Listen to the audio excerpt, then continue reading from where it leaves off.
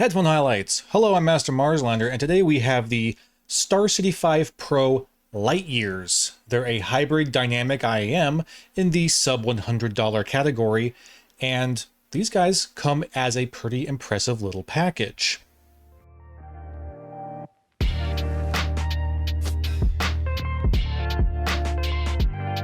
The Star City 5s here were provided to us by Rose Technics, so thank you very much, Rose Technics, for providing these for review. But of course, as always, all thoughts and opinions of these Star Cities are going to be my own. And here they are, these Star Cities. They are a hybrid driver IEM. They have a 10mm dynamic driver and 2 balanced armatures. The shell here is CNC machined and 3D printed resin. And honestly, I think they look pretty freaking nice. I really like the aesthetic. It's a bit subtle, it's not super gaudy, and it's got this nice kind of industrial look to them.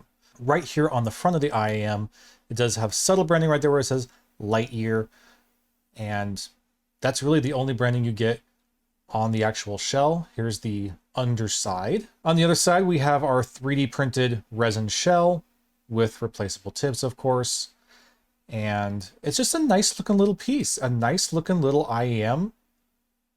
I really like it. They're very small and they are very lightweight, which makes them very easy to wear. We'll talk a little bit more about that in fit and comfort. And then they do use MMCX connectors, which you may or may not be a fan of. As for accessories, we start out with this cable, which, like I said, is a MMCX cable. Go ahead and detach that here. So again, that's what your MMCX connector looks like if you're not familiar. Some people like it, some people don't. I'm a little bit more of a fan of the dual pin connector than I am the MMCX connector, but it's fine. It's not really a deal breaker for me. And it does allow the IEM to swivel around as much as it wants. So that's can be nice, but also can kind of be a pain in the butt. But the cable itself is quite nice. It's pretty simple. It's just a dual weave cable. It's got a good length to it, and it terminates to a simple but fairly elegant 3.5mm jack here at the other end, where again it says Lightyear. Very subtle little Lightyear branding. But yeah, it's nice. It's a good cable. I don't have any problems with the cable. And also your splitter here is just a simple little hunk of metal here, and you have a little adjustment knob there too if you need it. But yeah, cable's good, cable's fine. Really, it's just gonna be a matter of whether or not you care about the connector type. In the box here, you get a nice little package of accessories. If you haven't already, there is a link in the description to the unboxing experience for these to really give you the full scope. But this is actually an important piece of paper because unfortunately on the actual shells themselves, there's no indication on which is the left or right shell. That's a bit of a pain in the butt. I really wish that they had some sort of labeling anywhere on the shell to identify if it was the left or right channel. The cable is marked, so I have R marked here right on the cable, but you know, you gotta make sure you're plugging the right side of your cable into the right channel unit. And there's, again, not a clear indication of which is which. This is how I determined it right here, right, left. It shows you in an image, so that's how I was able to determine which is the right or left channel. So actually kind of a useful little piece of paper here from the box. Move that to the side and we get a very nice little carrying case, which also says right here, Lightyear. It's got this kind of leather texture. I don't think it's real leather, but it is very, very nicely made. This is a very nicely made carrying case. It's very sturdy, very robust. It's not loose or going to launch or drop it or lose it or anything like that. We go ahead and pop this guy open. Just kind of pops up. You get a set of ear tips. You actually get 2 different sets of ear tips. You have these kind of really basic, more kind of balanced focus ear tips. And then also on the inside here, if I remove the foam, and then also the instruction manual here, we have a whole other set of ear tips, as you can see. And they are different. They are a different kind of ear tip. So here's the difference. The one set is taller, while the other set is shorter and wider. And then the actual opening for the nozzle is also different. So you have a tall nub with a small opening versus a short, wide nub with a larger opening. And they do subtly change the sound. It's not really that big of a difference, but the shorter, more open nubs are what I kind of prefer. They don't go as deep into my ear, and I like that. And also the larger opening tends to provide a bit more bass performance. But again, it's not that big of a difference. And then you also get this nice little inclusion. This is really appreciated. What this is just a simple USB-C, also subtly labeled. Yeah, you can kind of see it there. There you go, light ear. So this is just a simple USB-C DAC dongle. Yeah, it's a DAC dongle. So you could, you know, an adapter for using the IEMs with your phone if you don't have another solution. It's not the best DAC, but you know what? It's nice that they include it. I mean, you can't really complain about it. It's a nice little addition, and it's well made. It's fine. Just a simple USB-C to 3.5 millimeter. But yeah, does the job. I don't really have a complaint. So overall, the package is actually quite nice. It's a pretty good presentation overall. You get plenty of little doohickeys and accessories, a pretty nice box. It's a nice package altogether, especially for a IEM for under $100. Pretty rare to see packages like this. So good accessories package, well done, Rose Technics. So the fit and comfort of the Star City 5 Pros is actually pretty excellent.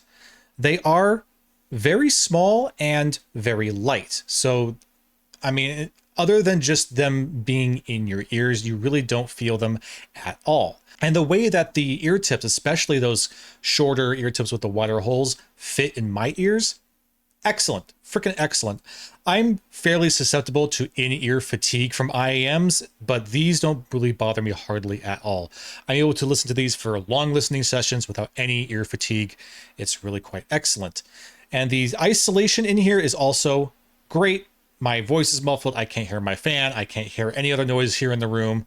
Excellent passive sound isolation with any of the tips, but especially with these kind of a bit wider, well, flatter ear tips. So well made, good accessories package, and they're actually quite comfortable. How do they sound? They're very warm and relaxed sound that's extremely easy to listen to, and a sound that I think most everyone's going to enjoy. The soundstage is kind of a middle soundstage. They're not super in your ears, nor are they really gigantic sounding, but there's a good amount of space and air between you and the sound and the music that you're listening to, so you get this nice immersive soundstage. And the imaging is actually pretty solid. It's very omnidirectional. I hear it all around me, and it's fairly precise. I'm able to pinpoint things pretty accurately, and there's a good amount of separation and definition in the imaging. Bass performance is pretty engaging. It's pretty kind of thumpy. It doesn't have a whole lot of sub-bass performance. I do wish there was a bit more punch in the like really low end, but your bass range and especially your mid bass are very kind of bombastic without being overly bloating. There's maybe a teeny bit of bloom in the mid bass, but it's really not too bad, especially at this price range. But yes, the sub bass does leave me wanting a bit more. The mid range is very nice. It's pretty natural and smooth and really not hardly at all colorized. Vocals sound very nice. Again, not very colorized. They're not maybe the most natural timbre, nor are they very emphasized. The vocals aren't very emphasized, but they are pretty well defined and again, nice to listen to.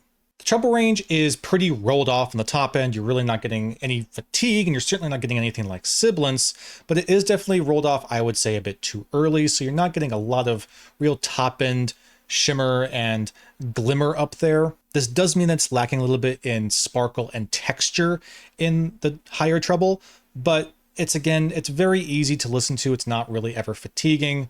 So it has kind of a trade-off there.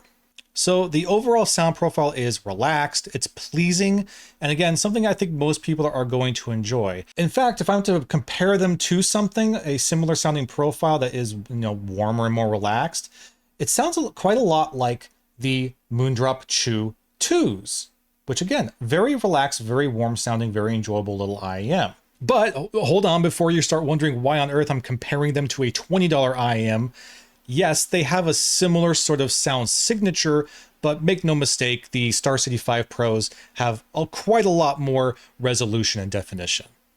So yeah, Rose Technics is kind of killing it lately, man. These are an excellent IEM. In every way, they're built very, very well. They sound quite nice.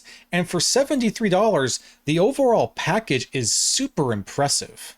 I do wish that they came with a 4.4 balanced option, either as an additional cable or some sort of adapter. And I also do prefer the 2-pin connectors, but you know what? I can live with it. I think that these are excellent little IMs, and I do recommend them. Rose Technics, thank you very much for providing the Star City Pro Lightyear to us for this review. We appreciate you. That's about it. I hope that you enjoyed this, and I'll be seeing you again soon.